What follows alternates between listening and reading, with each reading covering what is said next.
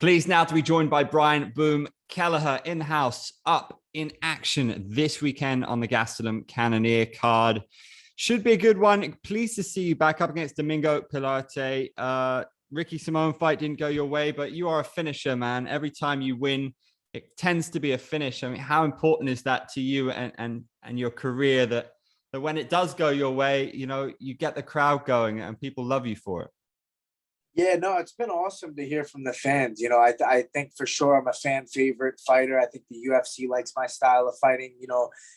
They want to see finishes, and it's just who I am. It's just what I'm looking to do in there when I fight. Is try to take the guy out. It's either me or him, and so I'm going in there and trying to finish that fight. It's always nice when you get in and out and you take no damage and you can get right back into training. So can't complain about that. How do you look back on the Simone fight? How did you see the way that it went? And you've experienced lots of ups and downs in your career. Do you just kind of take it on the chin now? Do you take the lessons away from it and put it into the next one? Yeah, it's just a learning experience, very frustrating fight, props to him for, having the wrestling advantage and timing timing those takedowns well, having really good positional control, stuff like that. Really it was, he landed that elbow, the first minute of the fight and cut me open and kind of threw me off a little bit and kind of put me into a survival mode. And, I was very, my mindset was very clear. Like I could remember thinking like, just survive, just survive. I couldn't see for a little bit. It was something new to me, never been cut in a fight before. So it was just a big learning experience as far as that went, and dealing with that kind of adversity and now learning from the way that I responded to it and how I can change that going forward from here. What do you think of your opponent in this one, Pilarte? I mean, he's coming off a no contest and a loss against Felipe Kelleher. So is he somebody you're confident of putting away?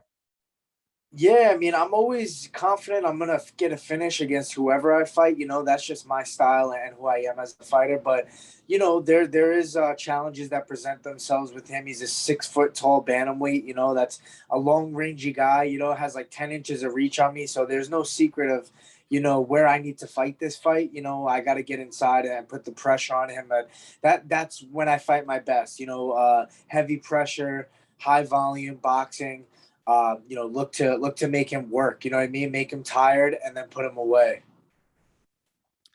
How important at the moment is it for you to get back in those rankings? How important are rankings to you? And do you kind of have a plot about your trajectory? It seems like every time I get close, I get set back, and then I get another win or two, and then I get that chance again and I get set back. And that's been like a trend in my career, which is somewhat upsetting. But at the same token, it's hard to stay around here in the UFC for this long. And, I think with my fighting style and the way that I finish fights, I'm definitely a mainstay. So for me, rankings wise, it's not something I really focus on a lot. I think right now it's just, let's get this win. Let's get one or two more wins and then start thinking about, specific guys to call out that are ranked, try to make my way back into a top 15 potential fight. But, to me, that O'Malley fight is more attractive than anybody in the top 15 right now, because that fight, I feel, really propels your career, your name, your social media, all that stuff, which then turns into more money. So would you go straight for the calf kick if you fought him? Have you kind of thought about how you'd put him away? yeah, for sure, man. I mean, that it seems to be the target, right? With O'Malley, he has a little bit of a weakness there. I don't think I would single it out. I think I would be more of focused on like, hey, let's not just stand there and take punches and be a dummy for this guy. Let's move really well, get in his face, apply forward pressure, make him work. Make him defend takedowns, level change, keep him guessing, stuff like that. How good is he, do you think? Because I guess the jury's out, but there's certainly interest in how good he really is, I guess. I think he's a really good fighter. I mean, I think his striking is really, he's really fast. He puts a lot of high volume on guys. He's really accurate as well. I just think he hasn't faced that real challenge yet. And when he did, it was, Marlon Vera, and he failed. And, you know, he looked good in that fight early on. I'm not going to say he got dominated or anything, but people want to see him fight a person that's not going to just take punches and is going to give him a good challenge. You know what I mean? And make him work and see how he reacts to adversity. I feel like I'm a guy that can do that. How do you understand this sport in terms of, you know, prize fighting, or is it a sport, you know, like, because I think some people get very, very focused on rankings and then the belt. And then if they get a setback, it's very difficult to stay motivated. So are you kind of more zen about the whole thing, just enjoying each fight and enjoying the process a bit and trying to make money? Yeah, exactly. I think your mindset changes, you know, as you go through this sport, learning lessons and different visions and of what you need at that time in your career. Like right now, it would be, you know, unreasonable for me to, you know, get a big win and be like, I want the top five, you know, I want this guy, that guy. Like it's not going to make sense. So you have to be honest with yourself and where you're at. I'm a veteran in the sport, you know, I'm 35 years old in a couple of days. Like it's you know, it's one of those things where, like I said before, like for me to like kind of target up the O'Malley fight is probably a smarter and more reasonable choice than for me to try to chase the world title at this point. I think that will come if I do well and I keep winning. It'll just come, and you just got to be yourself. And I think it's important to kind of say the right things at the right time and show your personality, but also stay true to who you are. Is there anybody who is kind of on your bucket list to fight that you just think either it'll be so much fun, or like a Dominic Cruz because he's a legend of the sport? Is there anyone who you'd like whenever it happens, even if it's a year from now, 2 years from now in this division? Because there's so many different killers at bantamweight. Yeah, one person that comes to mind is Urijah Faber. You know, I know he's an older guy that you know, he still seems to have it. He says in the gym, training with the guys, you know, all those guys that are in the UFC. So he would be like one of those dream fights. I like Faber. He's a cool dude. I've met him before when at the Renan Barão fight a while back, and you know, really respectful guy, but also a guy that I think like that would be a friendly fight, and it'd be really cool to fight a guy like that who I watched coming up into the sport. We've got Jan versus Sterling coming up again.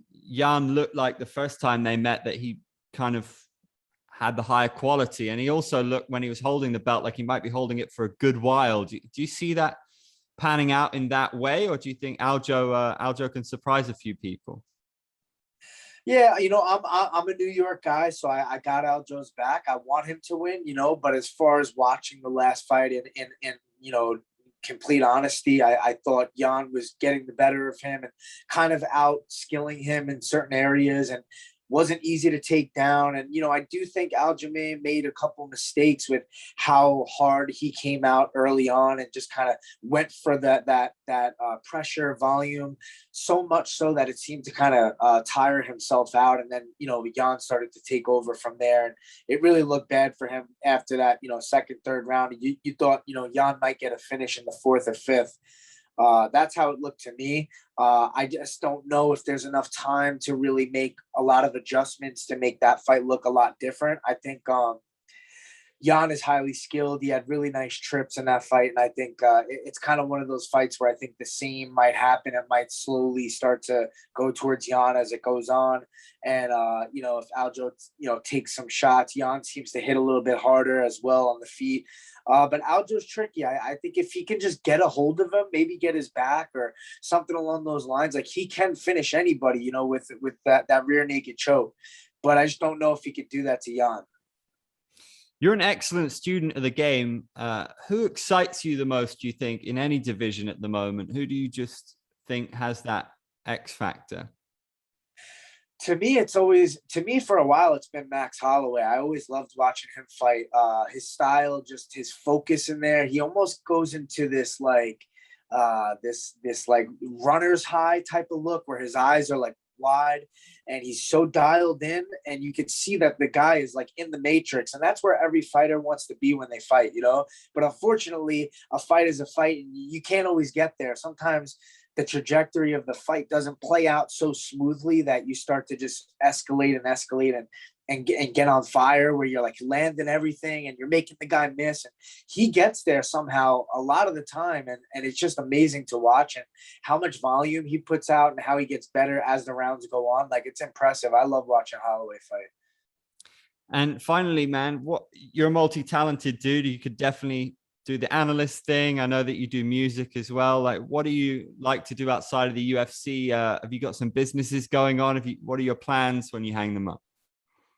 Yeah, that's one thing that does scare me a little bit, because I really don't have much of passion for anything else besides this, besides fighting. And that, makes it a little bit more like, what's going on when this is all done? Like, where are we going to, I don't want to get a regular job. Like, that was the whole point of getting into this in the first place and chasing this dream, was to live like a free lifestyle where I could train and live this MMA lifestyle. But, yeah, I mean, I'm getting into the cards, the sports cards. I've been doing that through my Instagram live and selling those, and that's been fun. I've been into that.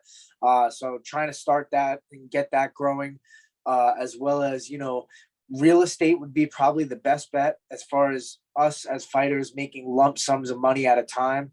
Not many people make that much money at one time, that, it takes a full year to make it, whereas we could do it in a couple months or just one night, so being smart with your money, investing in real estate, and I think, get yourself some passive income through that and build equity would be the smartest bet.